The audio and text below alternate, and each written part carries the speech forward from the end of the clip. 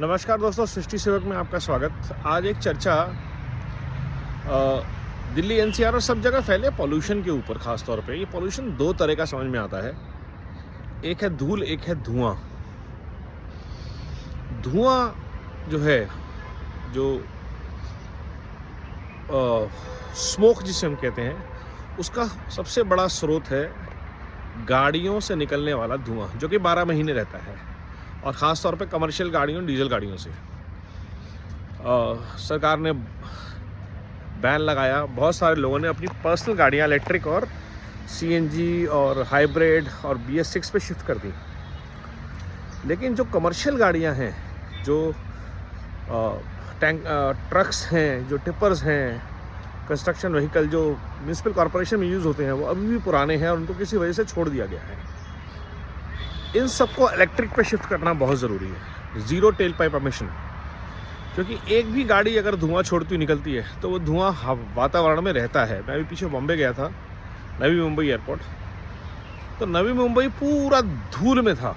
क्यों? क्योंकि वहाँ कंस्ट्रक्शन चल रही है। तो हम दूसरी बात पे आते हैं, धूल। भारत को आज ज़रूरत है ज़ीरो धूल, स्मोक बोल लीजिए उसको, आप डस्ट बोल लीजिए, कंस्ट्रक्शन टेक्नोलॉजी की। और म्यूनसिपल लेवल पे स्वीपिंग जो है वो एक बहुत बड़ा रीज़न है इस धूल का। लोकल लेवल पे स्वीपर्स आज भी झाड़ू से स्वीपिंग कर रहे हैं, स्वीपिंग मशीन्स पर उनको ना ट्रेन किया जा रहा है, ना उनको दी जा रही है। और बहुत सस्ती स्वीपिंग मशीन्स आ रही हैं, 15,000 20,000 की मैनुअल वाली, जो धूल नहीं करती, धूल को सक कर देती हैं। उनमें इन्वेस्ट करने की ज़रूरत है। कंस्ट्रक्शन व्हीकल्स और कंस्ट्रक्शन टेक्नोलॉजी के लिए जब करोड़ों के घर बिक रहे हैं, तो उनमें यूज़ होने वाला कंस्ट्रक्शन मटेरियल, उनका सोर्सिंग, उनका ट्रांसपोर्टेशन एब्सोल्युटली कवर्ड, ग्रीन और तरीके से होना चाहिए। ये बहुत ज़रूरी है।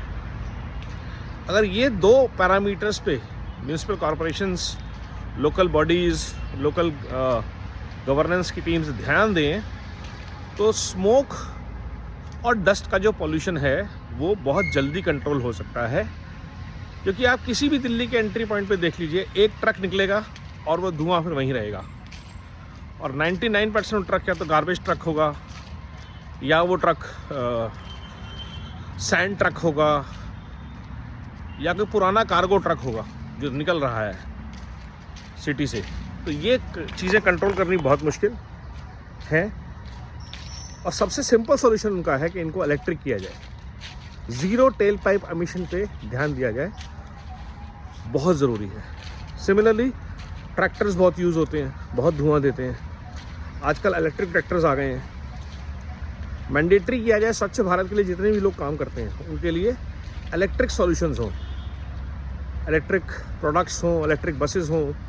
कि जो लोग, जिन लोगों के ऊपर जिम्मेदारी है स्वच्छ भारत की, स्वच्छ भारत में स्मोक कम से कम वो व्हीकल्स ना पहुंचाएं जो कचरा उठाने आते हैं, जो कचरा साफ़ करने आते हैं, इकट्ठा करने आते हैं। तो सिर्फ ये दो प्रयास अगर हम